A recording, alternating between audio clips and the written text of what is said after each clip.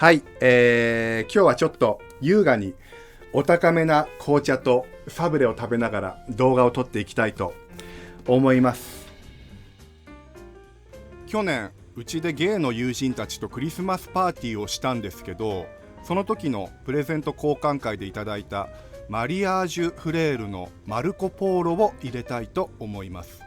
そして紅茶のお供にこれまたお土産にもらったエシレのサブレをいただきたいと思います。この高級ティータイムセットで優雅な休日を過ごしましょう。もうこのバニラみたいな香りが部屋中に充満してて、まあ優雅な、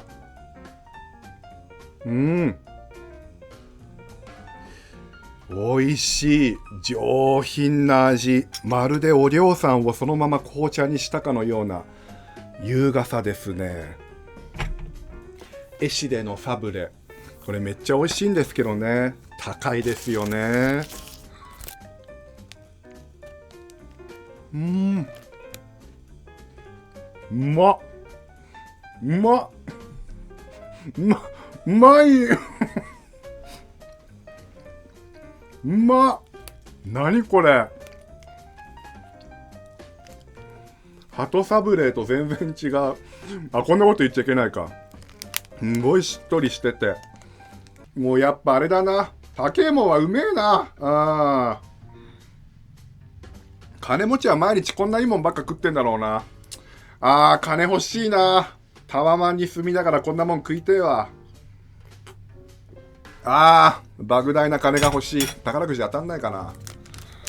当たんねんで、もう10年ぐらい買ってもう100万ぐらい使ってるけど、1回も最高額8700円だったな、ロト6の。なんかうまいけどボロボロカスが、これ後でコロコロやんないと。うち床がカーペットだからさ。金持ちの家だったらきっとアイロボットが勝手に床を掃除してくれるんだろうな。うちみたいに段差がいっぱいある家っていうのはアイロボット設置できないし、もうね、アイロボット置ける家っていうのは大体金持ちの家なんですよ。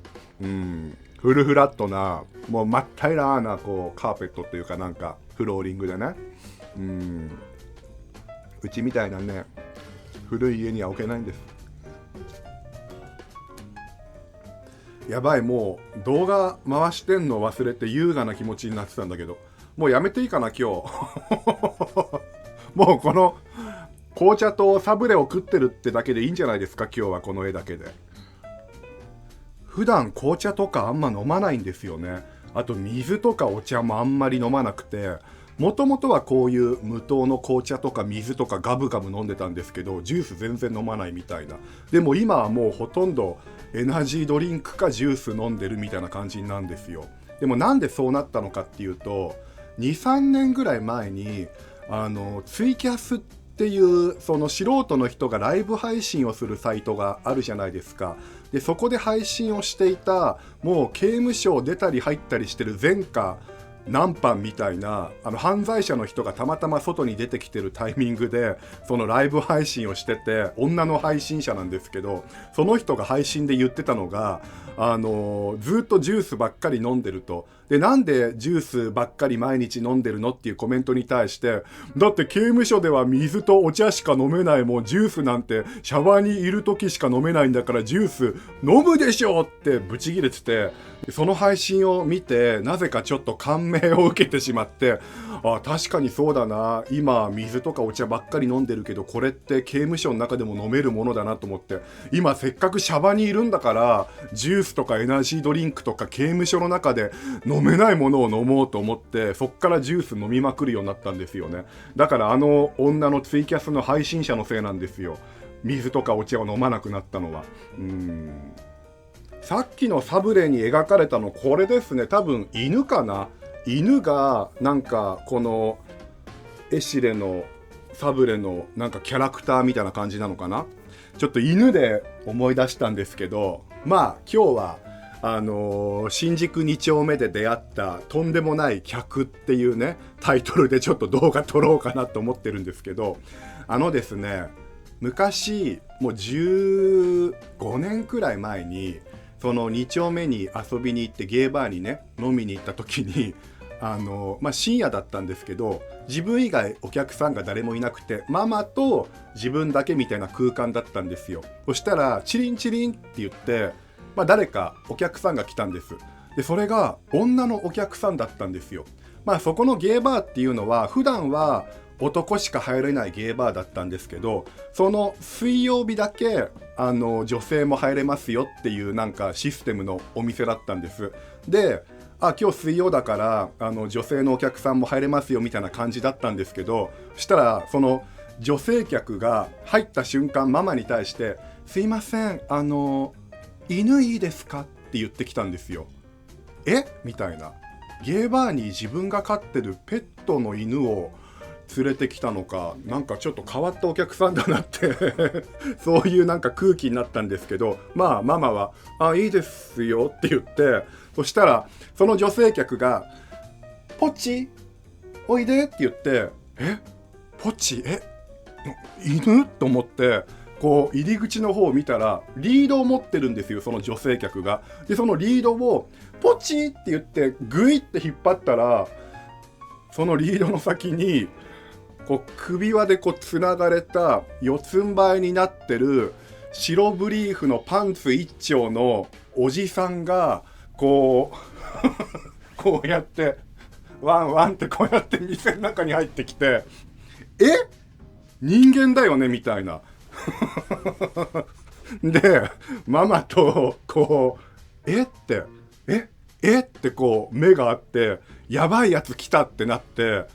でママがちょっと半笑いになりながら何飲みますかって聞いたら、その女性客は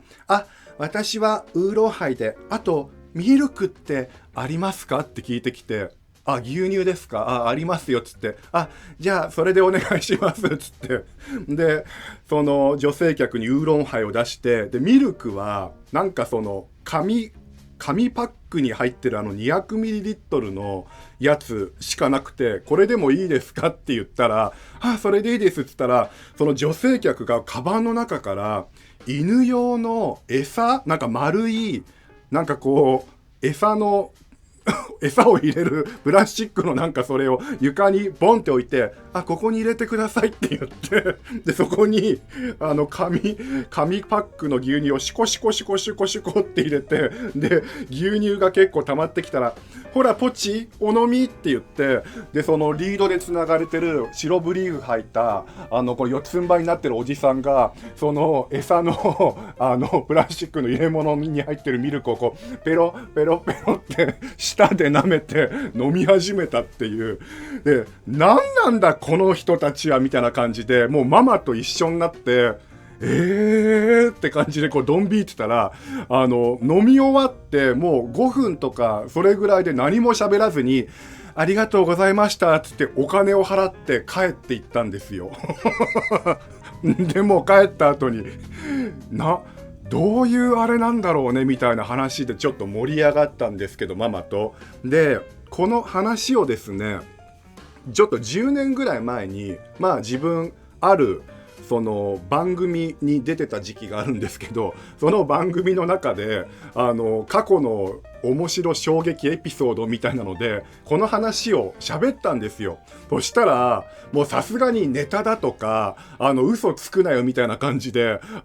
自分の作り話だみたいな感じになって、ちょっと批判されちゃったんですよね。さすがになんか嘘っぽいみたいな、嘘じゃないのに。でいや時の話嘘じゃない、なんで誰も信じてくれないんだってなってたら、今から1、2年くらい前にその X、ツイッターですごい有名ななんか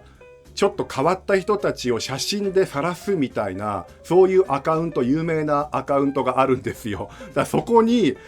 新宿の歌舞伎町で白ブリーフで裸一丁の四つん這いになってる男を散歩させてる女性が発見されるっていうタイトルで、その歌舞伎町をその四つん這いおじさんを散歩させてる女の写真がこうわーって出たんですよ。それがもう何千リツイート何千いいねみたいなバズって、でその写真に写ってたのがまさに10年前にその新宿2丁目で犬いいですかってこう入ってきたお客さんだったんですよ。だから10年経ってもまだ歌舞伎町でやってるんだみたいな。で、そのツイッターが出たことによって、あの時の話が嘘じゃなかったっていうのが証明されたんですよ。場所も同じ新宿だし、で、そのリードにつないで四つん這いになって白ブリーフっていうのも全部一致してたので、だから嘘じゃなかったでしょ。どうだえっへんっていうね、ドヤ顔で今この話をしてるんですけど、ドヤるような話でもないっていうね。これちょっとホラーな話ですよね。だからあの時からもう10年以上ですよ。もう15年とかまだやってるんだっていう、そっちの方が衝撃だったんですよね。あと昔あったのが、それこそ自分がまだ2、3回ぐらいしか通ってなかったゲーバーがあったんですけど、まあそこすごく雰囲気が良くて居心地がいい感じで、この店落ち着くな、これから長く通おうかなと思っていた矢先、まあその店に行ったら、その店の中で遠くの方になんかね、ピンク色の T シャツを着てメガネかけたロン毛のデブったおっさんみたいなのがいたんですよ。ですごいなんかピンクの T シャツ着てるなと思いながらこうじーっと見てたら、なんかそのおじさんがいきなりスーってこう自分の隣に、知り合いでもないのにこうお酒を持ってこうボンって座ったんですよ。んでじーっとこうお嬢さんの顔を覗き込みながら、なんか手をねこうやって、で斜めにこうして、で顔の横でこうやってずっとこうやって、すごいかっこいいですね、俳優さんですかって聞いてきたんですよ。まあこれもさっきの犬いいですかの話みたいな、こう嘘みたいな話だけど、マジでこうやってかっこいいですねってやってきて、でってなって、ありがとうございますみたいな。でその人がいくつなんですかっていうのに年を聞いてきたから、当時確か25歳ぐらいだったから、25歳ですって言ったら、その人がねってやる、このっていう時にこう手をねってやるだからね、25歳ですって言ったら18歳くらいかと思ってましたこれマジでやってきたんですよ、それで。なんだこの親父はと思って、でなんかすごい質問をしてくるんですよ。彼氏はいるんですかっていうので、いや今彼氏はいないですって言ったら、こんなにかっこいいのに彼氏いないんですね。これ本当にマジでもうずーっとそういう感じで、もうなんていうのかな、もうそれの繰り返しでもう疲れてきちゃって、でちょうど終電ぐらいの時間だったんですよ。そしたらそのピンクの T シャツ着たおじさんがなんか急に真剣な顔になって、すいません、僕終電で帰らないといけないんですけど、よければメールアドレス交換してくれませんかって聞いてきたんですね。で当時ガラケーで、要はスマホなんかない時代だったから、なんかメールアドレスをこう交換してメールするみたいな感じだったじゃないですか。でなんかその場で、いやちょっとごめんなさいって断るのもなんかこう空気が悪くなるし、まあ交換だけして無視すればいいやって思って、じ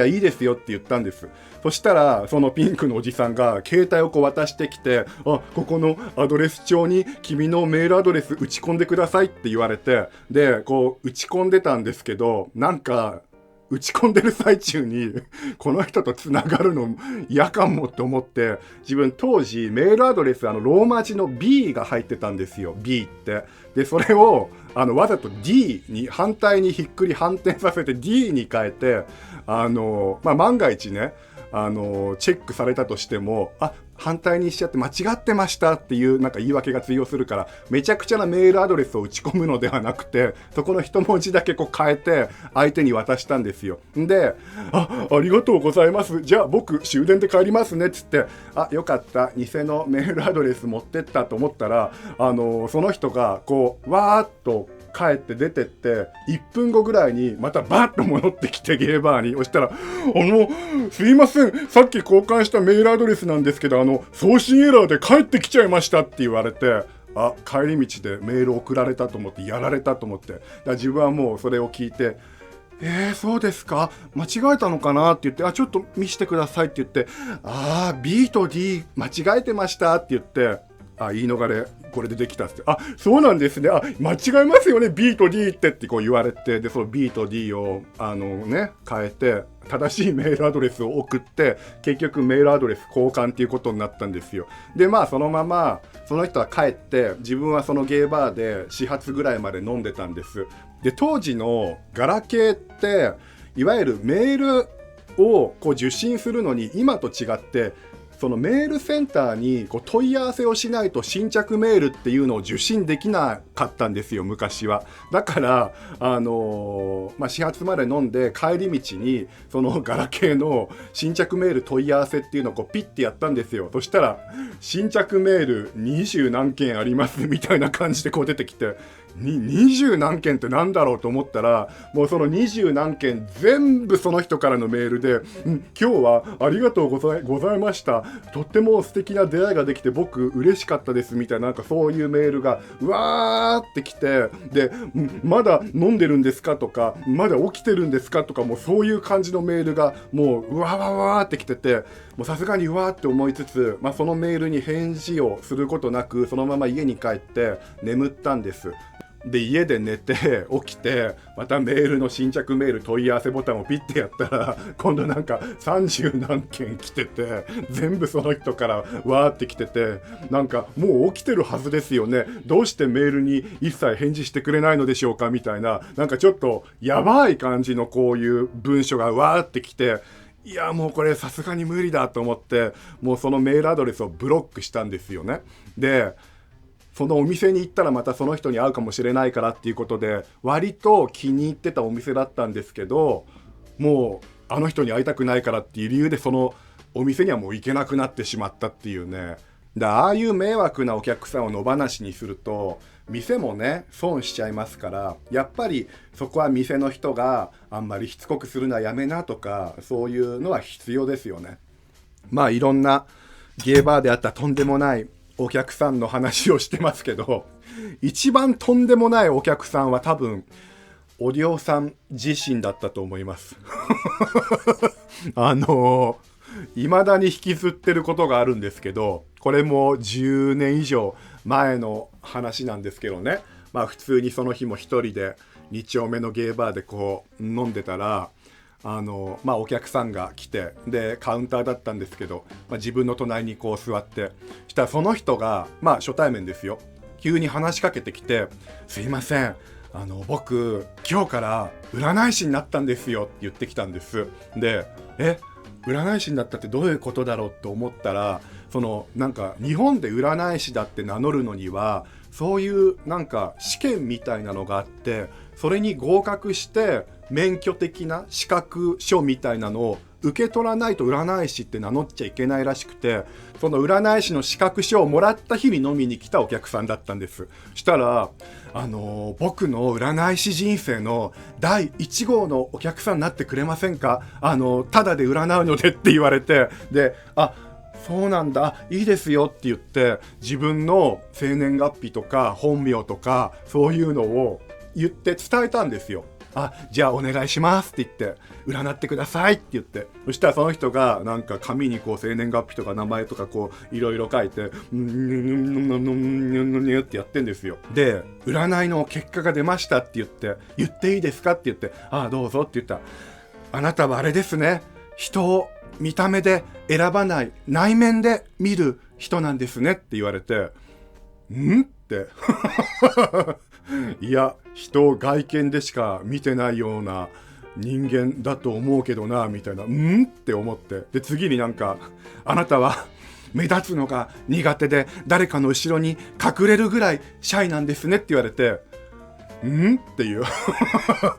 今こんな顔出しで YouTube なんかやってるからね、皆さん分かってると思いますけど、目立つの苦手だったらこんなのやるような性格じゃないですよね。だからもう何一つ合ってなくて、その占いの結果が。で当たってましたかって聞かれた時に、困った、これはどう伝えようかなっつって、これは当たってたよって言うべきか、でも今これ第1号でお金もらってないけど、この子はこれからお金をもらってこういうことをやるわけだから、もしお金を払ってもらった相手にこんな当たってもいないこと言われたら、多分この子はブチギレられてしまうと。だから今お金が発生してないんだから、正直に当たってなかったよって言った方がこの子のためになるんじゃないかと思って、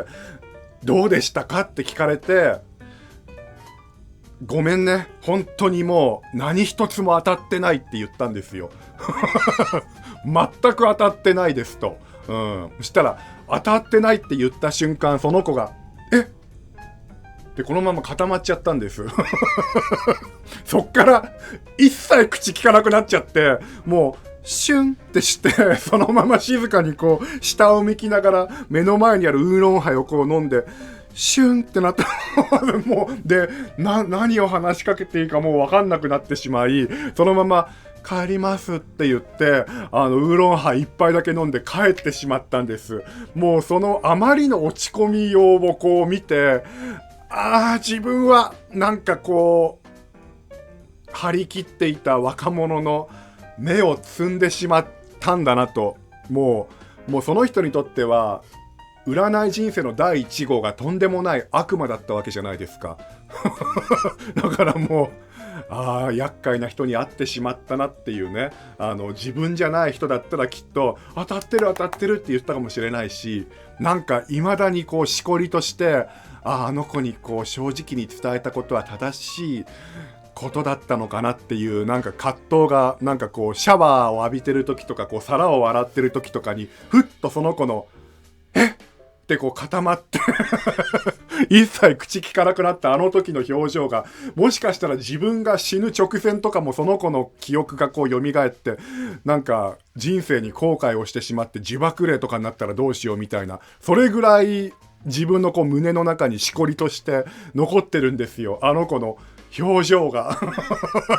だもう本当ごめん、あの時はってちょっと謝りたいんですけど、なんかテレビとかつけて突然ですが占ってもいいですかにこう出てくれないかなとか、立派な占い師になったんだってこう目視でこう確認したいですよね。もうあのまま本当に占いの道をやめた可能性もあるので、そこは責任を感じているんです。はい。ということで2丁目であったとんでもないお客さんの話を優雅に紅茶とサブレを食べながらさせていただきました。皆さんありがとうございました。